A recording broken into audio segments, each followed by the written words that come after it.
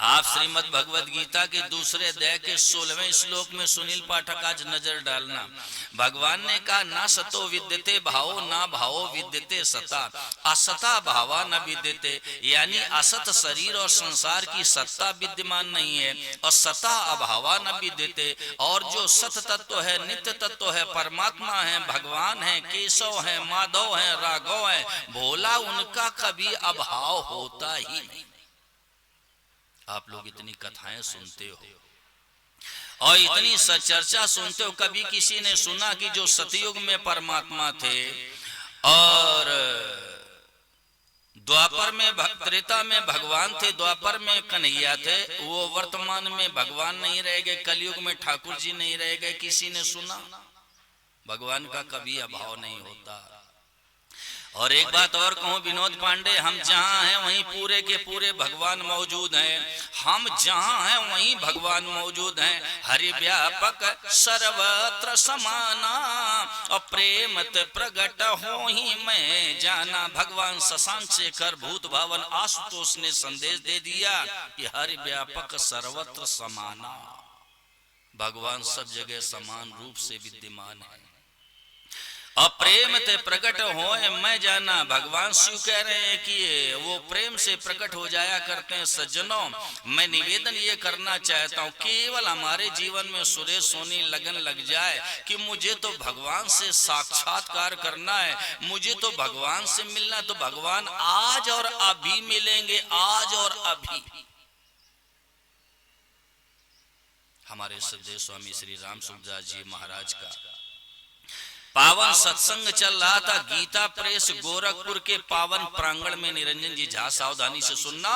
और प्रातः काल का सत्र चल रहा था माताओं बहनों, और महाराज जी के मुंह से निकला कि भगवान आज और अभी मिल सकते हैं। तो वहां एक साधक बैठे थे आदित्य चतुर्वेदी जी, जिनका नाम सेवाराम, और वो बैंक कर्मी। साधक ध्यान दे के सुने। उन्होंने निर्णय कर लिया कि मुझे तो भगवान से आज और अभी मिलना है, क्योंकि महापुरुष ने कह दिया, भगवत प्राप्त महापुरुष की वाणी है कि भगवान आज और अभी मिलेंगे। तो उन्होंने सुरेश सोनी निर्णय कर लिया कि मुझे तो भगवान से आज ही मिलना है।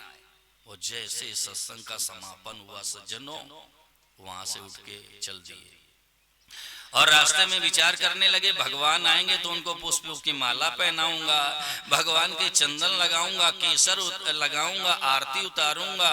ऐसे मन में भाव पैदा हुआ तो रास्ते से ही सारा सामान खरीद लिया और नागेंद्र तिवारी घर में गए और एक कमरे में बैठ गए निरंजन जी झा। चारों तरफ से दरवाजे और खिड़कियों को बंद कर लिया।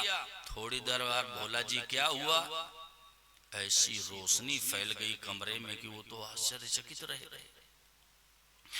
और ऐसी खुशबू फैल गई सज्जनों कमरे के अंदर, जिसका अनुभव उन्होंने कभी नहीं किया था। उसी समय सोनी जी मन में आया, इतनी जल्दी भगवान कैसे आ जाएंगे, मातृशक्ति ध्यान दें।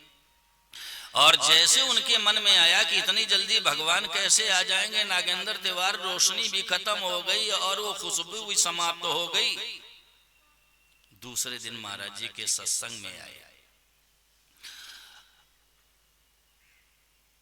और महाराज जी से सत्संग के समापन के बाद बोले कि महाराज जी आज मेरे घर में आप भिक्षा कर लो। निरंजन जी झा मेरे श्रद्धेय स्वामी जी महाराज ने जिंदगी भर भिक्षा का अन्न पाया, और ये भिक्षा का अन्न बड़ा पवित्र होता है सज्जनों। इसको कहते हैं मधुकरी। जैसे मधुमक्खी होती है, आदित्य चतुर्वेदी जी वो इधर से पराग ला के उधर से पराग ला करके और छत्ता लगा देती है शहद का। ऐसे एक घर से रोटी ले ली, कहीं से दाल ले लिया, कहीं से चावल ले लिया, कहीं से सब्जी ले ली। नागेंद्र तिवारी इसको कहते हैं मधुकरी। और ये भोजन बड़ा पवित्र होता है माताओं बहनों, बड़ा पवित्र होता है। और महाराज जी ने जिंदगी भर मांग करके खाया। आदित्य जी जीवन भर मांग के खाया महापुरुष ने। और एक बार तो महाराज जी ने यहाँ तक कह दिया, निरंजन जी झा मैं सभा में बैठा था, महाराज जी ने कहा कि जब मैं जवान था तो मुझे पेट भर रोटी नहीं मिली। भारत में गरीबी थी सज्जनों, संतों को पेट भर भिक्षा नहीं मिलती थी। महाराज जी ने कहा कि जब मैं जवान था तो मुझे पेट भर रोटी नहीं मिली, और महाराज जी कहने लगे कि मैं वृंदावन में रहता तो वहाँ एक हंसदास जी नाम के संत थे, और वो एकादशी के दिन अपने यहाँ बुलाया करते, और उस दिन पेट भर के खाने को मिलता, जबकि एकादशी को पेट भर खाना ही नहीं चाहिए। लेकिन स्वामी जी बोले मैं करूं क्या, उसी दिन मिलता ही था। इतने बड़े विलक्षण महापुरुष भारत में किसी से पूछ लेना, ये राष्ट्र में जितने वक्ता हैं किसी से भी आप चर्चा कर देना सद्देव स्वामी श्री राम सुखदास जी महाराज के बारे में, आंखें नम हो जाएंगी। एक बार यही कहेगा भाई उनकी तो बात ही क्या कहनी है। 4 वर्ष की अवस्था में माँ ने संत की झोली में डाल दिया। माताओं बहनों जरा विचार करो कैसी होगी वो माँ, और कैसा होगा उस जननी का हृदय जिसने अपने 4 वर्षीय नन्हे से अबोध पुत्र को संत के चरणों में न्योछावर कर दिया। लो महाराज जी आप, ये बेटा आपका है, ये बेटा आपका। कैसी वो माँ होगी, धन्य है वो माँ। सुमित्रा माता ने राष्ट्र को संदेश दिया, निरंजन जी जा पुत्रवती जुबती जग सोई, रघुपत भगत जासु सुत होई, न तरु बांझ बल बादि बियानी, राम विमुख सुत ते हित जानी।